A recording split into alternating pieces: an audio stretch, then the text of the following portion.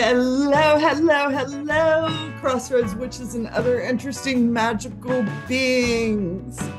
I will always say it, I always mean it. I'm so excited to be here, and today is an extra special video because I have Tesseract joining me, and we are finally getting around to shooting another episode of Straight Talk Queer Magic.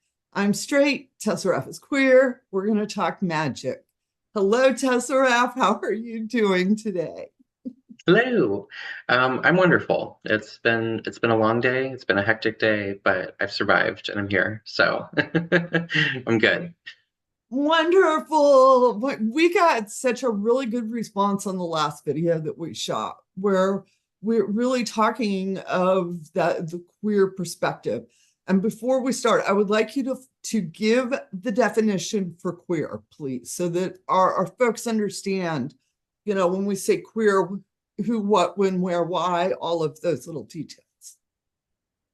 So, I mean, as far as like the origin of the word, like I don't know, strict definition of it, I don't know offhand. I just know it to be different, strange, odd, a little weird, quirky. Um, Well, on uh, that, we're all that's queer. yeah, I mean, seriously, that's always been my understanding of the word queer. It's been something that's a little off, typically with a negative connotation, but I think we've changed that over the last, decade or two. Um, and now I feel like people mostly associate it with the LGBTQIA plus community and the rainbow community and people who identify as, just either on the spectrum of gender or off the spectrum, non-binary. So I think it's a good coverall term that we seem to all like. Yeah, we're all a little odd. We're all a little different than the norm. So I think it's a good umbrella term. um, yeah, it used to be derogatory, and it's like, yeah, we're weird. We like that. Like, I take it to mean all folks that are within the alphabet mafia. yeah, It yeah. is And I how think that is kind of the modern usage. a modern usage of it when we're talking about that. And another thing is understanding that within the magic community, there's always been queer folk, and we find that throughout our indigenous communities. We find that within our occultist, and also within our witchcraft and other communities. We've always been rainbowed. Yeah, And for sure. I mean, we John Dee, Elizabeth the First, her prophet seer guy was definitely queer. Hmm. Uh, you Hmm. know, uh, he, and that has all been tapped down. And today's topic, we're going to be talking about fluidity within the divine, the how that too has been tapped down. And I got to thinking, I'm gonna, y'all, for many of y'all know, I love the Witch's Root subscription box. It's my favorite box. I get it every month. No, I'm not sponsored. Yeah, I was just gonna say this is not a paid promo. No paid promo. Even But when what she doesn't feature it in a video, we all hear about it in the group. So I like it. I think it's a great dollar value. And this month's box was about the goddess Aphrodite. I don't know if y'all can quite even see with my yeah, lights. yeah. It's a pretty little thing. They gave me this beautiful card about her. And I got to thinking, is how do queer folks relate to this? You understand what I'm saying? Where, you want something that's representative of you, and then realizing that hermaphrodites, say the word, Hermaphrodite, yeah. hermaphrodites are part of Aphrodite's story, her love of all. And And how, as a queer person, do you embrace Aphrodite? Yeah, because a lot of people see Aphrodite as this pure kind of like embodiment of feminine energy, the softness and the lushness of the ocean, the pearl rising out of the oyster, and a lot of very kind of like soft, feminine, graceful type, features kind of around her. And it's like, yeah, she's the pearl, but she's also the shell. She's got that hard exterior. She's the mighty ocean. So she does have this duality within herself, even though, you know, traditionally she is depicted as more of that soft side of femininity. And I think anytime that we're, I don't know, trying to connect with divinity, it presents itself differently to everyone. So even if you are connecting with Aphrodite or Isis or any particular god or goddess, they're probably going to present themselves to you a little bit differently than how they appear in their ancient portraits. Just from my personal experience, that's kind of what I've come across as, working with Anubis, there is a female half to Anubis, and and like the Kemetic, it's Anpu is his, Egyptian name, and Anpuet is the female counterpart. And so it's like he does have a female twin as well, and it's to represent that kind of fluidity between, yes, there is this kind of like guardian energy that we represent with this jackal-headed being, um, but it can be a male jackal or it can be a female jackal.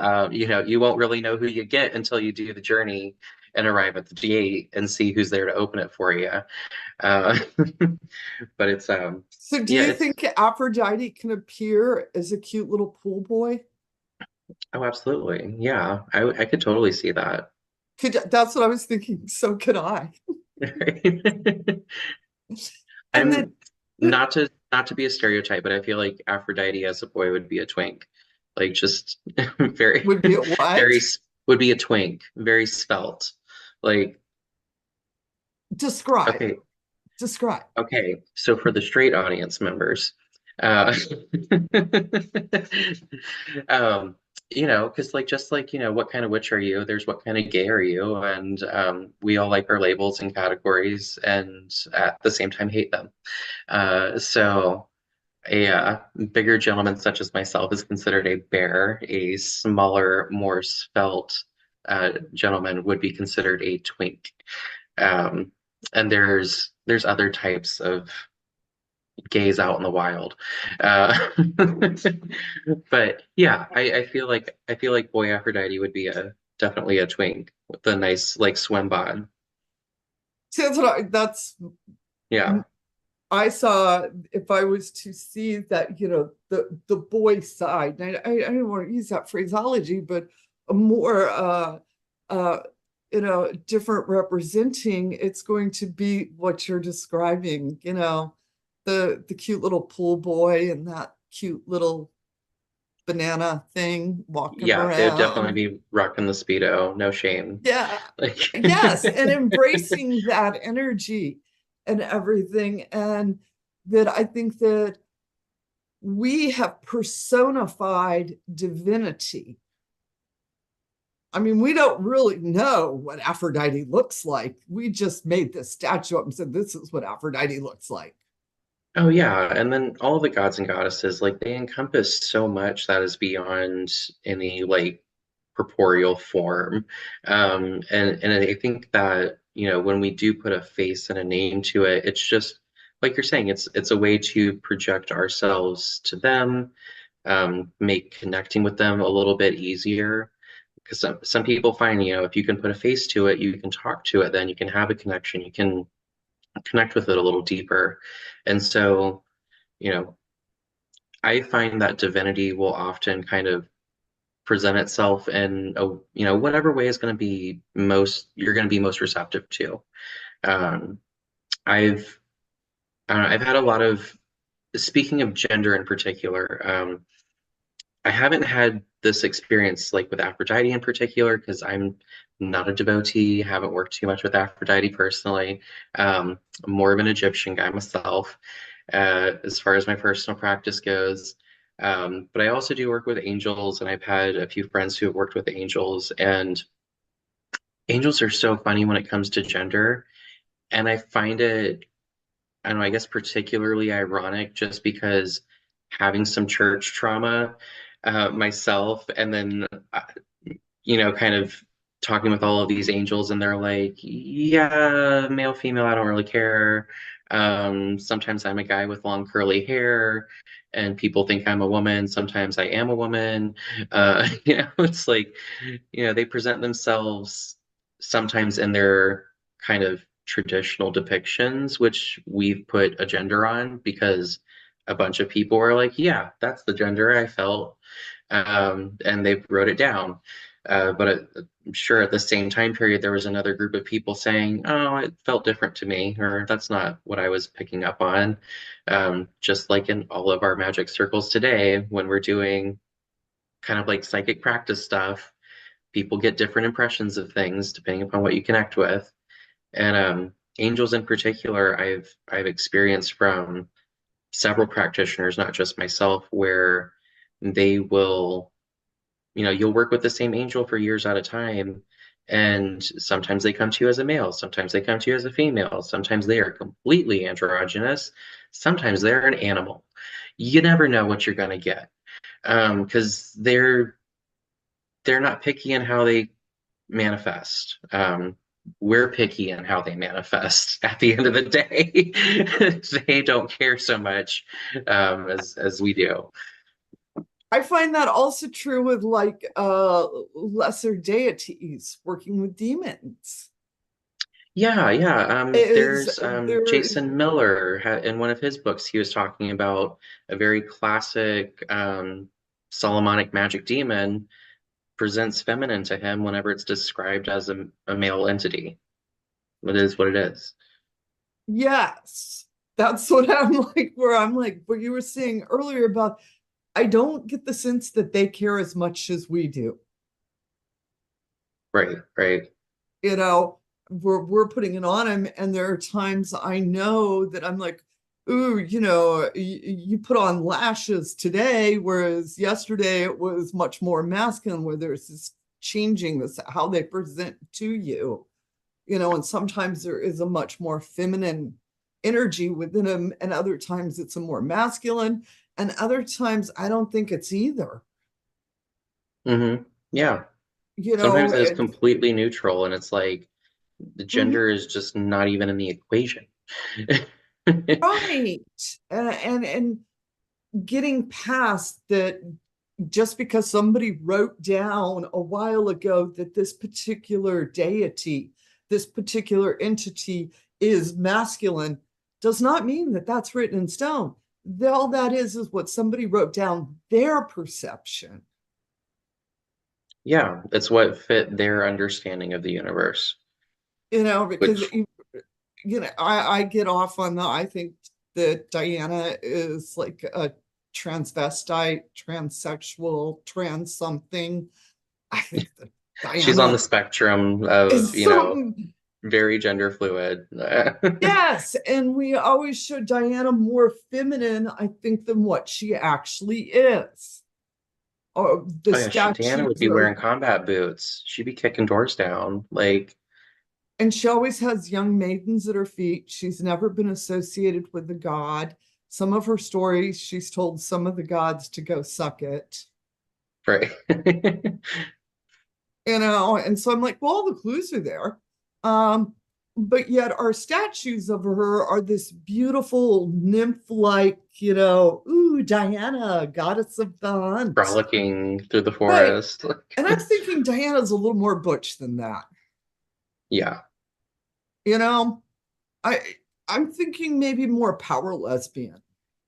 Yeah, I feel like she doesn't frolic so much as she charges. Like Right. that's a very And different energy.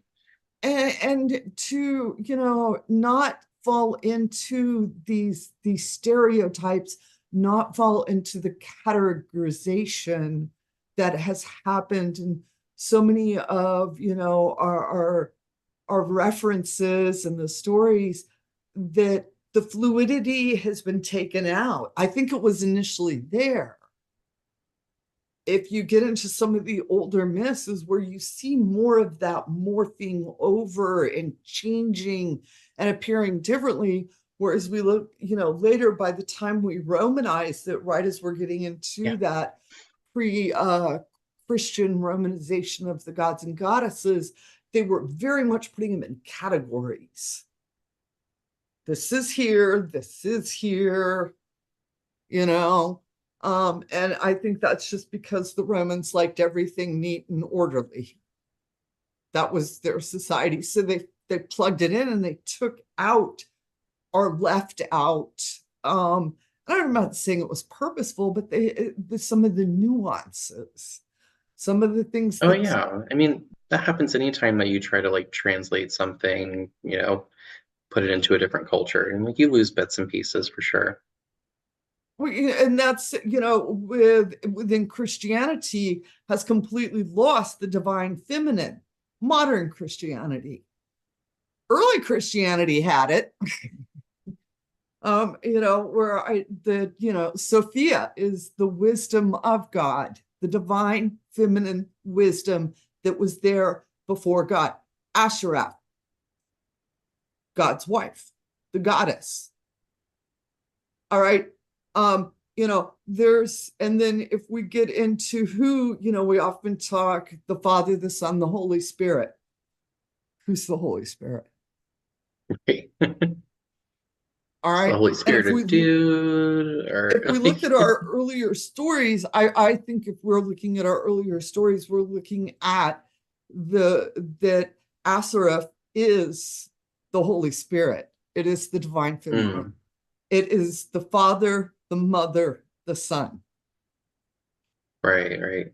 All No, right. and yeah, and that, yeah, it's like, I mean, because we only have that iterated a million times around the world, like, it's But part of nature. Christianity and the forces that be and everything, and the solidifying, wanting to centralize control, put it all within a masculine and just completely dumped out the divine feminine, and people where, you can still be what is it, a Christian witch, and have a very strong relationship with the divine feminine.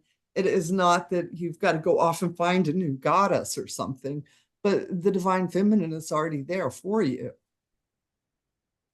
Yeah, for sure. It's just a matter of tuning into it and, opening up to the possibility, really. Um, and seeing, what would it be like if, and seeing, meditate on it and seeing how it feels. That's all you can do at the end of the day. And be willing to throw out everything that you've read or been told and to have your own personal experience. Yeah, and just being comfortable with it. Because I feel like at the end of the day, like a lot of why divinity presents itself in different ways is to make sure that you're comfortable, make sure that you're going to be able to receive whatever message it is. And I feel like, as witches and as individuals, even if you're not a witch, gender is something that we all explore to varying degrees. Even if you're a straight woman, you choose, how feminine you want to be. And if your idea of femininity is being soft and vulnerable, or being strong and, you know, being the big tough mama who can take care of anything, or being the damsel in distress, like there's such a wide variety of how you can be a woman or how you can be a man. and and so we all, I think, all deal with gender, and being able to go just like even just a little bit beyond kind of, your pre-prescribed gender or whatever it is you've always identified as previously, and just kind of having a moment of, what would it be like in the other shoes, from the other perspective, and sitting in that energy for a little while, I feel like it's very transformative. It's very expanding, helps you to be, you know, more empathetic towards people and have deeper understanding. Because you've actually, it's easy to say that you understand and like can think like, yes, I can think of all the stuff that you're trying to deal with. It's very different than sitting with it for a minute, and really feeling what it would be to go through all of that stuff. Um, so I think, exploring gender through meditation and, through clothing, individual expression, I think it's very important. And the more that you can kind of like push boundaries and still be comfortable, kind of like the stronger you are in, your own gender identity. Um, I've really been loving all of the videos I've been seeing lately of, there's a lot of straight guys out there who are like, yeah, I paint my nails. It's not, it's not making me any less of a man. I can still, fix the sink, you change the tire, do all of these things. And I've connected with my daughter more. We have this thing that we've bonded over and we spend time together, and it doesn't impact their masculinity at all. And yeah, they still have nail polish on, and which, whatever. I find stuff like that to be very empowering. Like, you know, Oh, I feel love like I'm on a it. tangent. So you talk, Taryn. No, I think that's great to, that we do have where we, you see straight folk in which you're like, hey, just because I'm a woman, I can still pick up power tools. Right. And they don't have to be pink. And no, I don't need a pink tool belt. I just need the regular one. Yeah. All right, and that I, give me my chainsaw, I shall cut the tree down. And like you said, pushing yourself into places that, so many of us were raised within this concept of traditional roles of, girls do dishes, boys mow the yard. And our upbringing, and it was just sort of, we didn't even realize that these things were put into us. And in the magic community, and I think if you look at a lot of our books were especially coming out of the 70s, the 80s, and the 90s, were very much this is masculine, this is feminine, Oh where yeah. Like this really these strong. plants are masculine, and it's like, but don't those plants have feminine and masculine? Like, And aren't they self-seeding? If they yeah, like, self-sow, you're like, yeah, I don't know about that. It seems to be doing both the boy and the girl thing together, and it don't need nobody. All right. right. Uh, we're self-pollinating plants. All right.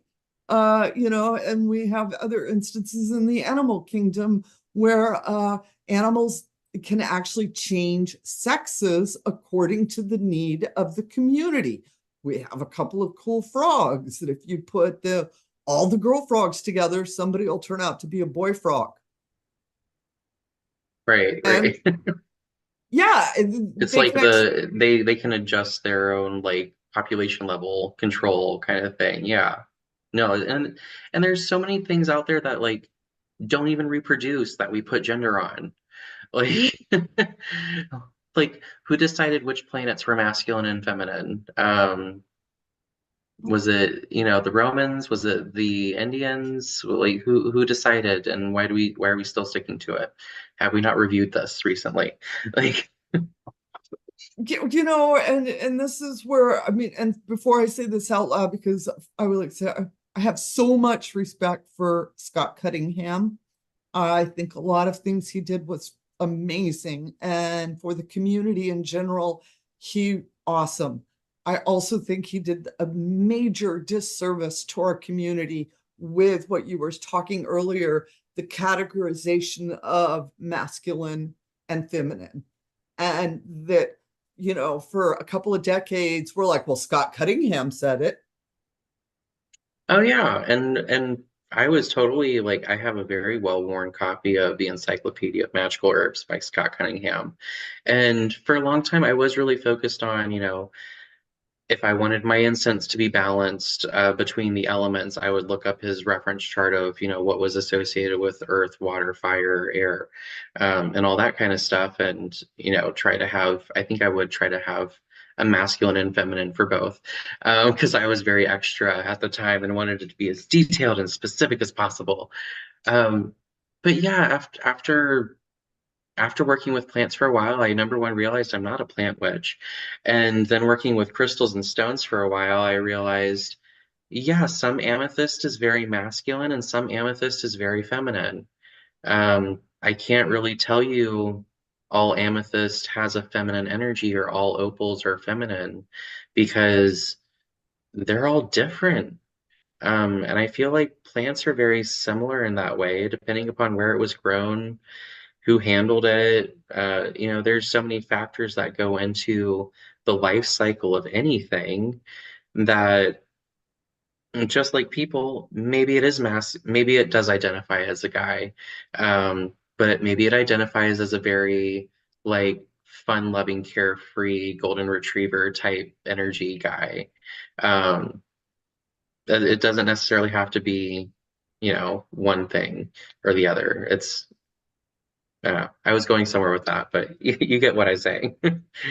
Yes, I do. And I hope all of our folks out there that this is making sense to you as well, and you're rethinking um, these assumptions that have been made. They're not written in stone. They're not truths. It was for the time. Is that because I think Scott Cunningham, I think he was writing his truth. He was writing Very within the much so. context he knew. I'm not going to say, oh, he was wrong. He just didn't know any different. Yeah, that's what worked for him and within his tradition. And now we have so many different traditions out there. It's like, oh yeah, I guess there are other perspectives on how to use these different things and maybe whether or not we should be using them at all. Um, because we've come a long way since those books were written. And I feel like Scott Cunningham at his core was a very empathetic individual. Everything that I've read of his and videos I've seen of him, he seems to be a very down-to-earth, sensitive individual. And I would love to know what his thoughts are on some of these herbs and stuff and their uses now. I think it'd be fascinating. But yeah, like it's what's in that book is what worked for him and within his tradition. But there are And other ways of working with those at the same time. and it's what he knew at the time. And so much of, uh, I feel like book. Amy Blackthorne is kind of like the modern equivalent. If I had to put like, who could compete with Scott Cunningham with herb knowledge in a modern era, I feel like Amy Blackthorne. She's yeah, I like her a lot. So 10 out of 10 would recommend for a modern resource on herbs. I would definitely recommend her books as well. And as you spoke earlier, Jason Miller, Yeah. um, anything that he writes Yeah, I is think I have 4 or 5 of his books over there. where he's challenging a lot of these assumptions. And so down to earth. And like, yeah, he's a And very we need, practical sorcerer. right, but we need to challenge them. Just because so and so said that doesn't mean it's true for all of us. Yeah. And as We're a witches, we're magic, curious, experiment. Like, as we should be, we should always be in that state of wonderment, leaning in, going, hey, if I press this, what happens? right. Very experimental, very much an experience. You know, you cannot read your way to being good at witchcraft. Yeah, yeah, that's just All too right. much of this experiential. You can't. It doesn't matter. The next book is not going to make you a better witch. What's going to make you better is getting out and having that experience. Like you were saying, meditating, sitting up an altar to whatever aspect, deity, whatever energy form you're working with, and really taking it in, that experience, and looking how it makes you feel, and not listening to what other people are telling you how you should feel. And when we start doing that, we realize that, so many of these gods and goddesses are fluid. And if you look into some of their myths with your eyes opened a little wider, you can see it. You'll be like, oh, okay. I mean, one of the is within Haitian voodoo, one of the Loa is Shango. And if you ever see a statue of Shango, he wears a gold earring. He wears gold earrings, and you will sometimes see him in a dress. All right, he is very much a warrior, kick-ass type guy. He also has 7 wives, and one of the stories on how he got one of his wives was that he went to the king wouldn't let him marry the daughter, so he dressed as a woman and went and lived in the harem. And he lived as a woman in the harem until he could woo the princess, and then he took her off and married her. And that the women in the harem hid him as well. It's a wonderful story. But, this is a warrior guy who embraced women's clothes. He wanted it so bad. He dressed up, he And he liked it so much that he still wears the earrings. yeah. He still shows that side of him, of, like you were talking, that it's okay to be a guy and have nail polish. It's okay to be a guy and wear earrings. I can wear a dress. It did not in any way diminish my masculinity. Yeah, And it's all just clothing. Like RuPaul says, you're born naked, the rest is drag. that's true. Clothing is just a tool. Yes. All hail Saint RuPaul. Yeah. All right. I do love RuPaul. That's like, Saint RuPaul said that. Oh,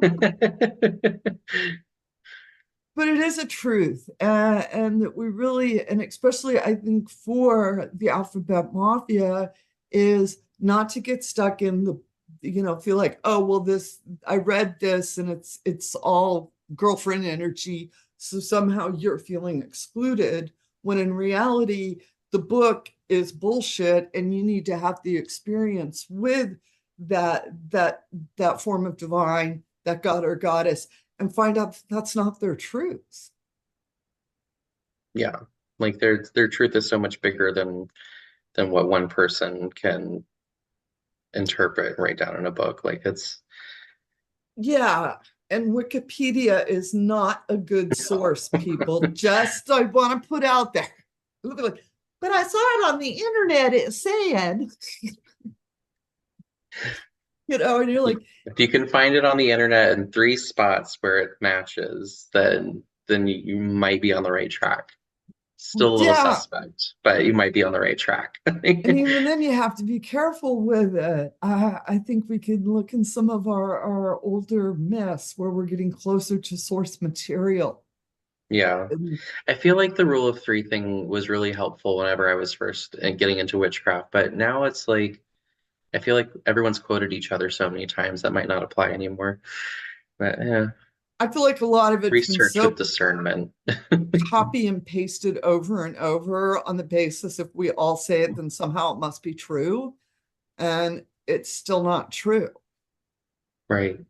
And it's so easy to, go copy and paste and create your cute website or whatever you're doing, but there's really no deep research there.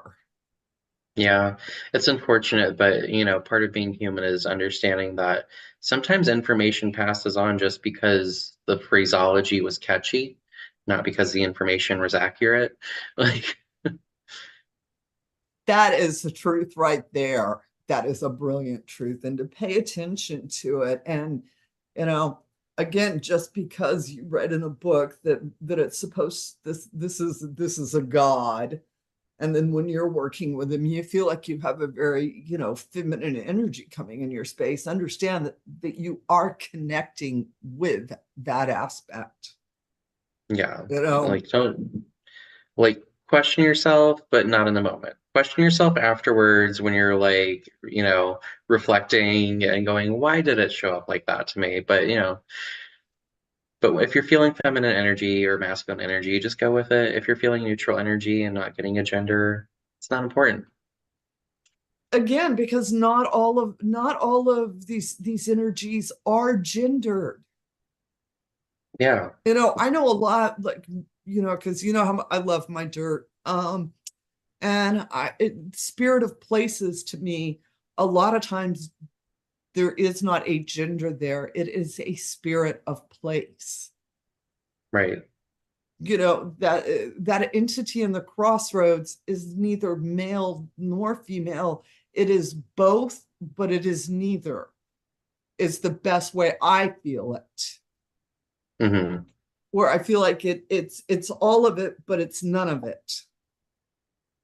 I don't quite even know if that makes sense, but Oh yeah, I mean, when I connect with divinity as like a whole, that's definitely kind of like the vibe that I get. And whenever I'm working with deities, like more personas, I guess, of things, personifications of energies, um, yeah, I always note it if they make a point of um if they make a point of it, like a point of,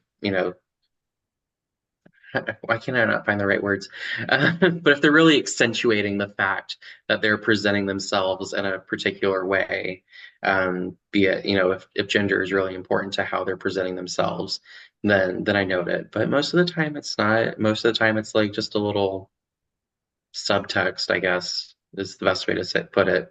Um, little filler in, but nothing of real importance to the and that's where, messages. if you are wanting to connect with what, a masculine god like Apollo, but you're feeling very feminine energy, that's where, that is still Apollo. You have, for whatever reason, that is how it's being presented to you. And don't be afraid to be putting, flowers and girlfriends things all around this, your altar for what it, perceived to be this strong masculine energy, but in reality, for you, it's not. It's not that you're doing it wrong or it's somehow not right. It's that within all of the different gods and goddesses is a fluidity that we are still learning to understand. We didn't have words for a lot of this. I mean, 30 years ago, we couldn't have this discussion because we didn't have the vocabulary to have it. Right. Yeah. I mean, it's a lot harder even now when you're trying to describe some of these experiences to put words to it. And, when you get into things that are really complicated, like sexuality and gender, just adds a whole other layer of awkwardness, I guess is the best way to put it. Some people are really comfortable with it, other people just don't ever talk about it. So it can be a little hard to find the language and to let it evolve to where it is now. And that's where I think within, the straight community, it ends up with a group of straight people talking about, oh, the queer. We don't talk across. I was saying it earlier. The queer community will be sitting there talking about their idea of divinity. Straight communities over here, and that we need to start talking and experiencing across. And as someone in which cisgender, uh, just because I identify that way does not mean divinity does, and not to put that Exactly. assumption on, but we always put our own personifications onto divinity. And that I think the biggest disservice as straight people we can do is assume, walk in, that all of the gods and goddesses are just like us. All right, they're not cisgender. They're not any gender. We're still trying to figure that out. That's what we're talking about. We're like, we don't know. All Yeah. right.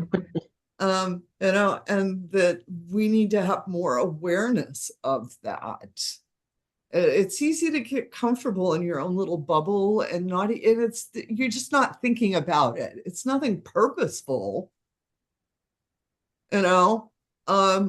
where it took me years to slowly peel back, where I talk about Diana and my experiences with her, where I'm talking about, no, I think this is what I think about Diana. And why am I saying this is because I have set up the altar. I have had years and years of the Feast of Diana. I have danced around the bonfire.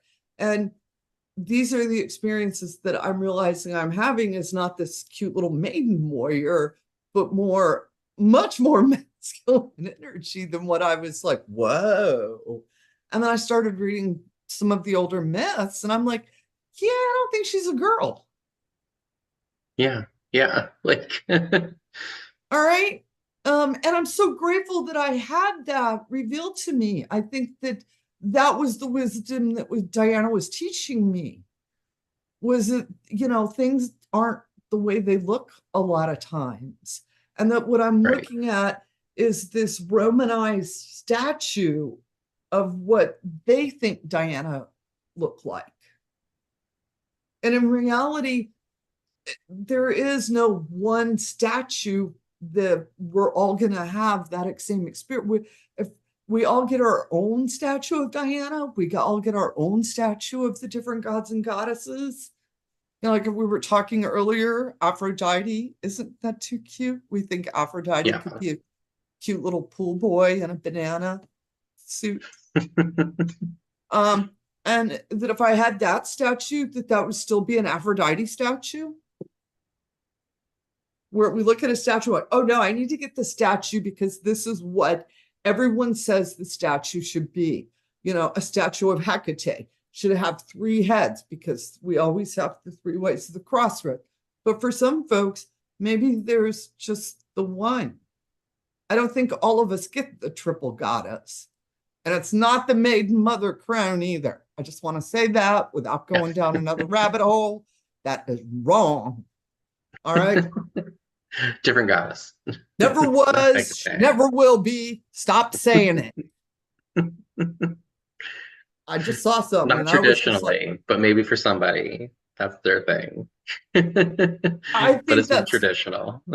putting it on putting your ideas, your what you want it to be onto Hecate and to fit your narrative, and not allowing her to reveal herself to you the way you should be seeing her.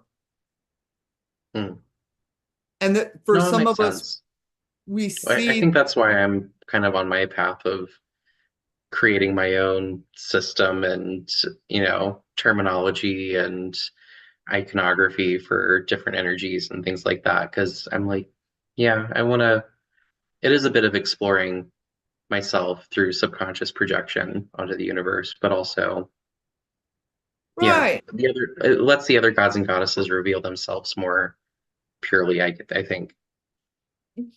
You can sort of do both. Yeah. You can. Yeah, for those of y'all that don't know, I work with Egyptian energy, and I'm also trying to create something very modern, very American, very very now, very present. And you can do that. Everything we do now is just an echo of the old. It's just we're just reiterating the same stuff in terms that we understand, more clarification, deeper, different understanding, whether it's, the gender of something or the personality of a goddess or what a god or goddess has dominion over. I know in Egypt, they like to change that a lot throughout the history as far as what gods and goddesses did various jobs and oversaw different things. Like they can change roles, they can change genders. It's very flexible. And I think, yes, I think that's sort of closer to the truth than any of the other systems. I mean, when we get into the Eleusinian mysteries, the ancient mystery cults, and um, going to the temple to have an experience, that was what it was about, was your personal experience. You weren't going there to go see something. Hey, here's this statue. This is what you're going. It was left up to you. Part of which really I'm very fascinated with right now, and I'm going down my own personal rabbit hole on this. That they spent a year to 2 years preparing to, because the Eleusinian mysteries, like the Temple of Delphi, any of our ancient mystery cults, you typically made an annual pilgrimage to.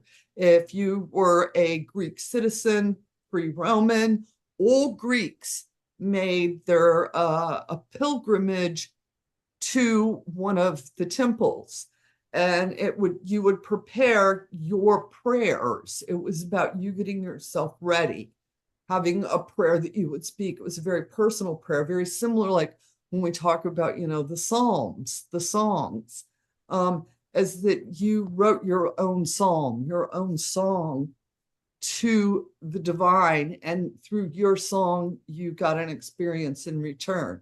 They also were doing psychedelics, so it was a really cool experience you were getting. All right. Hopefully, hopefully it wasn't a bad trip. You did a lot of prep, so I hope you had a good Well, trip. Aristotle said it was really cool. So I'm going to go with him on his experience, where we do have some of his records of him going to one of the Eleusinian temples, going through the rite and everything. And then we find out that he had prepared for a year his prayer. He spent a year basically getting his prayer together so that he could go in and have an experience with the divine. And when we see these words that are being used for this time period, they really are leaning more toward a them, they than a he or she. Hmm. Where how the Greeks were talking about divinity, talking about divine, it was this experience of divine, and it was not within gender form. Like I said, it was very non-binary. It's really quite fascinating, some of the older prayers, where you will actually see in the prayer they will be shifting pronouns around. Yeah, yeah. There's a You, book that I really enjoyed called Prayers of the Cosmos, and it looks at the original Aramaic, um, and compares that to the King James Version, and it really focuses on the Lord's Prayer. And it looks at, where it says like our Heavenly Father in Aramaic, it can be translated in like seven different ways, and pretty much all of them are like, divine creator, mother, father, sky, giver of life. It's all of these gender neutral things that essentially say, this, divine being that has given life to us, just several different ways that the original Aramaic could have been interpreted, where it's all very neutral in regards to gender, or includes both, if you were to do a more literal translation. but and unfortunately we're dealing with some bad translations and having to go Yeah. back and clean up, and you have to get back to these sources to read some of these, because it's like, if you do the Lord's Prayer, if you read the translation out of Arabic, you're like, this is so cool. I mean, the Yeah. first time I heard it, it just blew me out the door, because I was like, why didn't we learn that? Yeah. I, Much less doom and gloom and command and compel, and more being in flow with the world and everything going on. Like, right back to that earliest of the religions, because our, we know that when we go back into the Greek prehistory of it all, a lot of times our historians are like, caveman, and then all of a sudden the Greco-Romans and the Romans were Christianized. That the Greek had no religion. They will tell you the Greek didn't have a religion. They had a series of cults. That's such bullshit. Greece had a religion. All right. These are the people that gave you trigonometry. You don't think that they couldn't have come up with some sort of system with religion?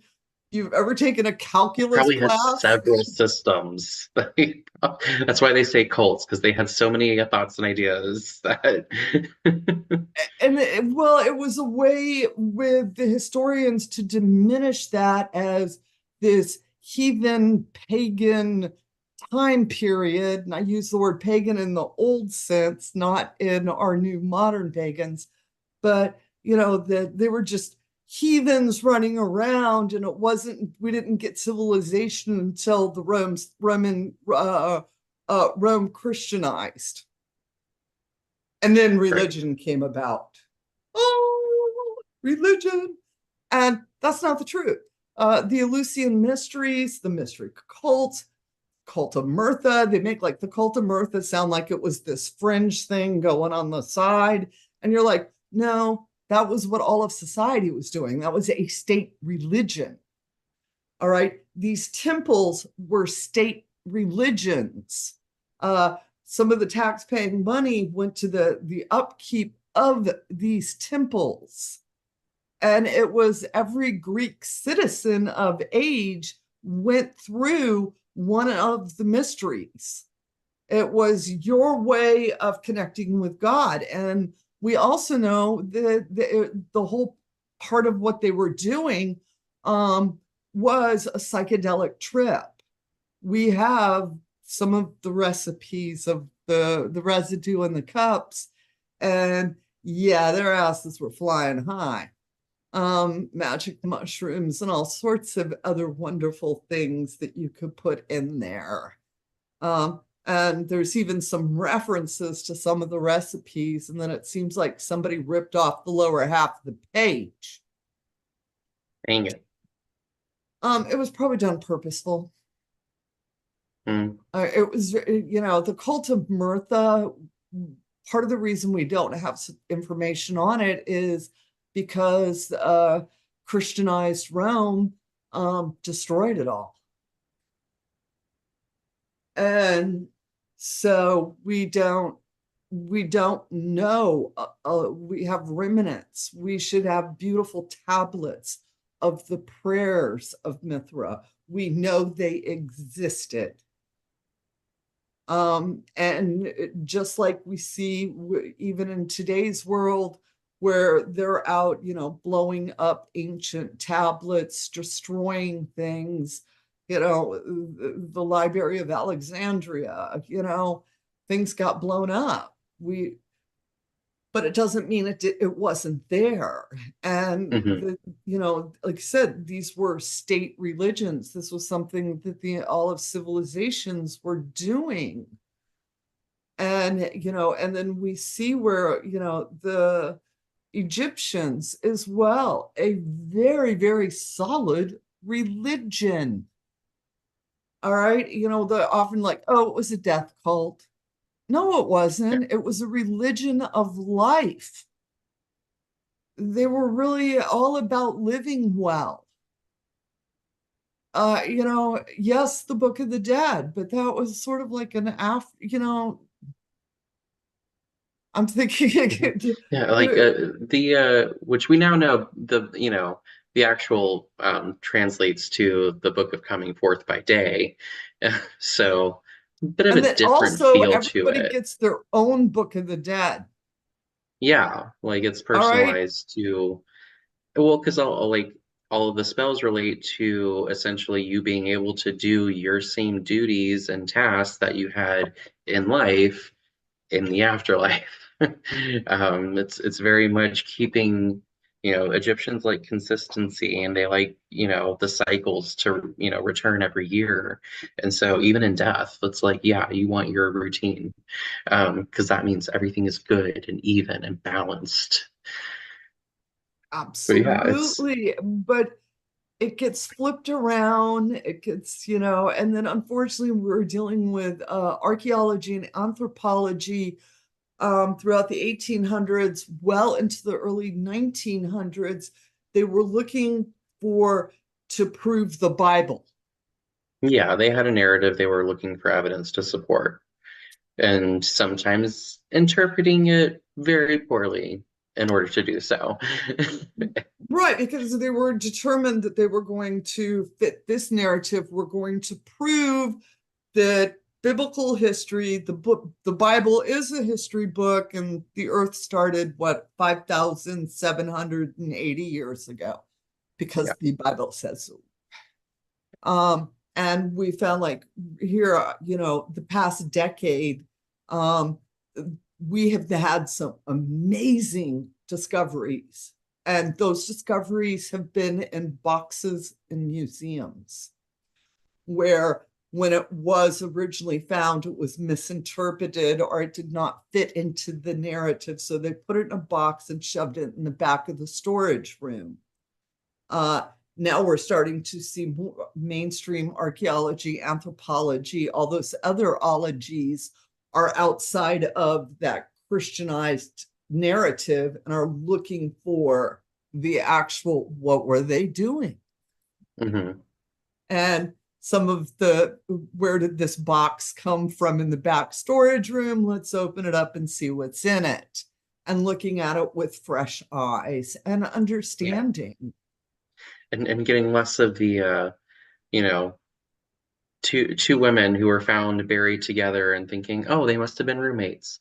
Like, like no more of that in our history books, please. They Like, let's were just acknowledge it for what sisters. it was. Like, They were two, sisters.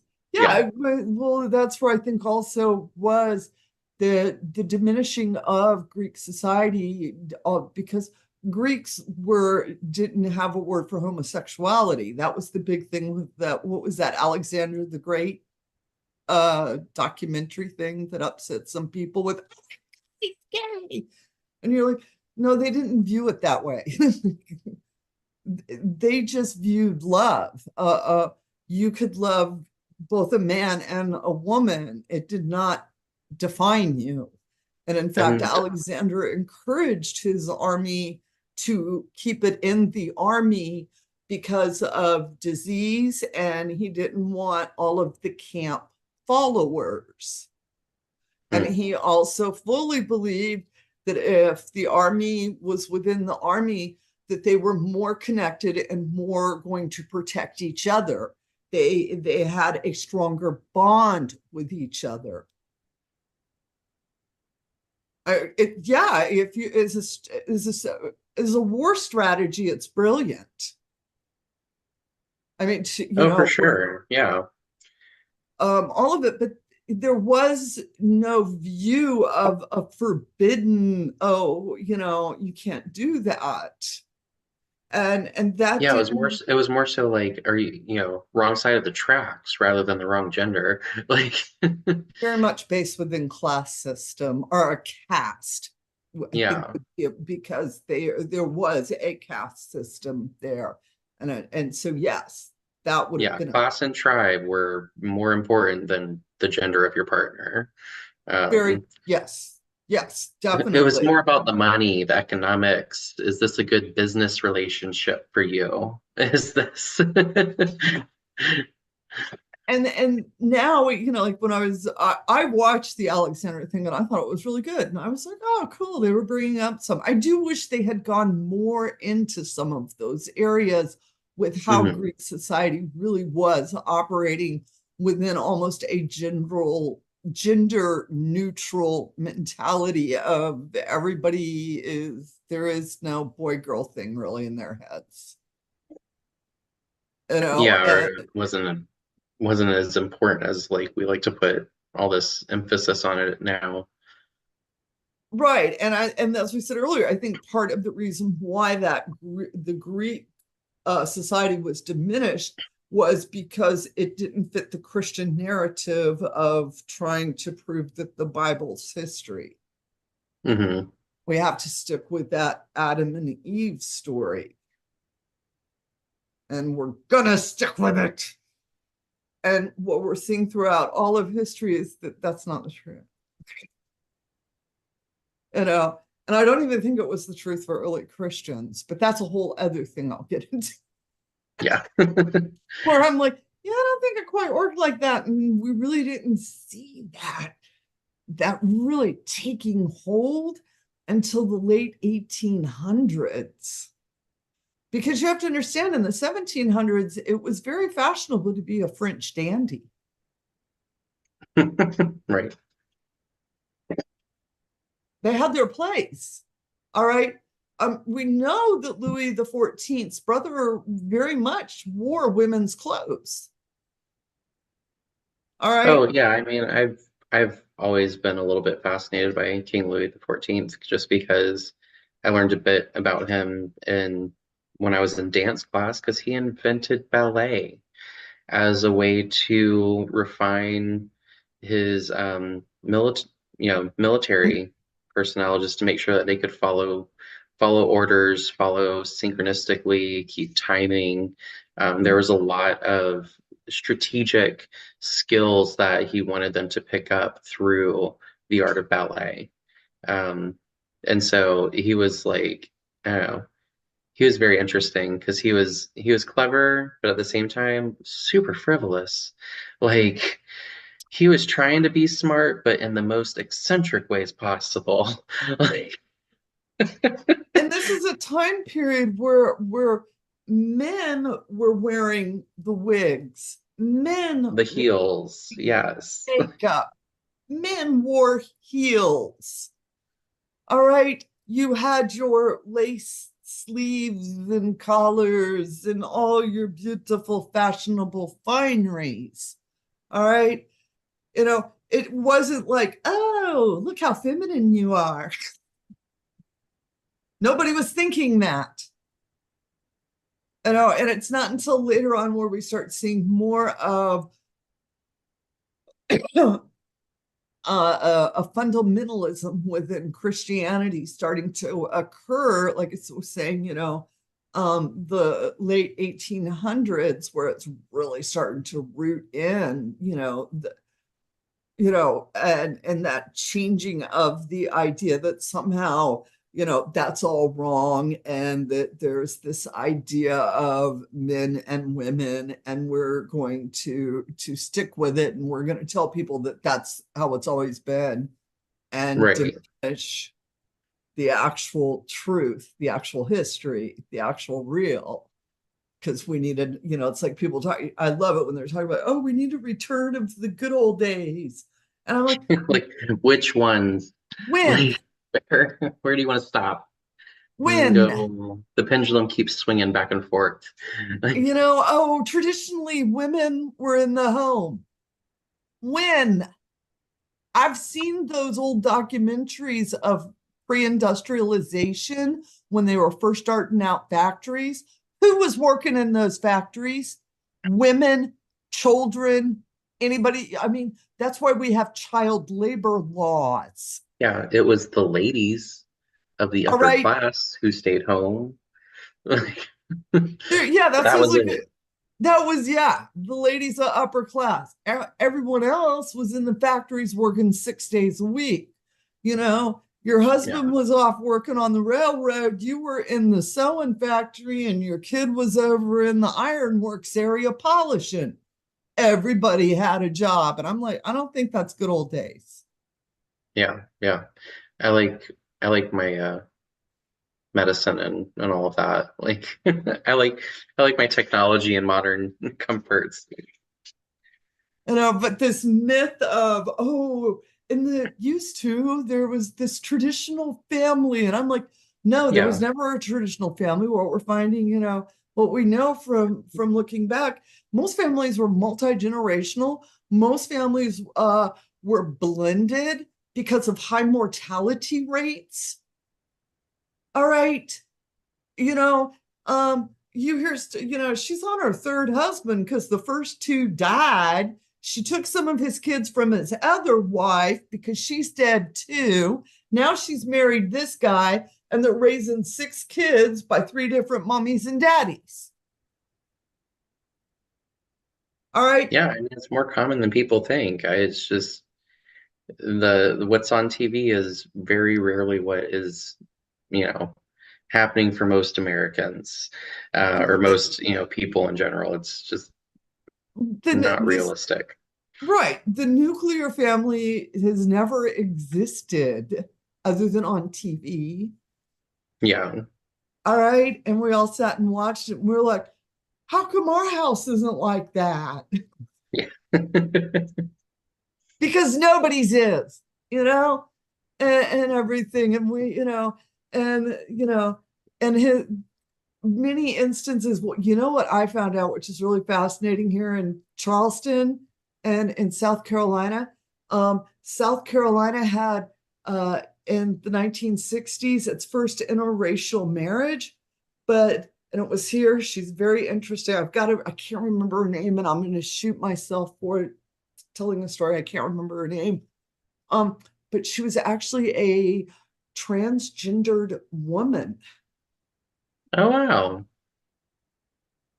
The first interracial marriage that took place in Charleston County was with a transgendered woman and a Black guy. Who'd have thunk it? Who would have thunk it? 1960s. Wow. All right. I'll go find out more, because then I'm like, now I've like, what's her name? I want to say it's like Shirley something. Yeah, it's like a teaser. We need the whole story, Taryn. I know. I left it. I left it half out. I caught this little blurb on it, and I was just like, oh, that's a really great. Why aren't we telling these stories? Of some of these trailblazers, and the fact that it was in society, it was out there, but again, it's all been pushed down, and it's for all of us to start raising these stories back up. Yeah, and just being comfortable being yourself, be out there, be the person who you needed as a little kid, be the representation that you wanted to see when you were growing up, and just be comfortable being you. And it's like it's great that we're in a time where there are more spaces where we can do that. And if you're not in that space, then there's a whole magical community that's sending you good vibes and protection and supporting you, and always welcoming you into our spaces so that you can have that moment of comfort and safety and self-expression. It's a great time to be living in. It's also a little bit stressful, so you take what you can. Yes, you can. And it's when we, for our young queer folk, our new queer folk coming into Magick community, to throw out those charts of masculine and feminine. Know that was somebody's opinion, someone's perception, and that you get to go have your own opinion and your own perception. And don't get stuck in thinking that, Aphrodite should look like this. Yeah. Don't let All right. society tell you what you need to be or what you need to do. Just do what makes you happy. The money will come, all those good things. Like it will happen, and really sticking with it, working with your practice, meditating is, I know everybody's like, I hate meditating. Just try sitting quiet for 5 minutes, light a candle on your altar, say a prayer, and just sit quiet for a couple of minutes and see what comes. Don't overthink it too much. And with that said, which is another interesting magical beings, we're going to end this conversation.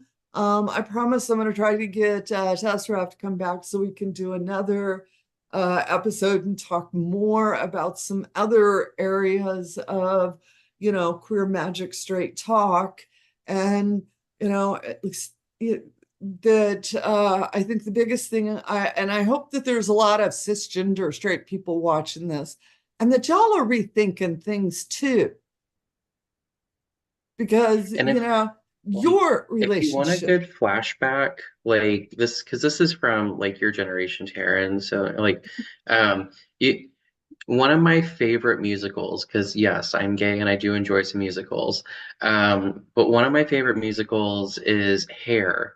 It's Oh, a Yeah, it's all about the draft and going to the Vietnam War, and um it's about a group of hippies, and they do discuss a lot of kind of like dealing with gender in that time in particular, and dealing with race and just being different and standing out.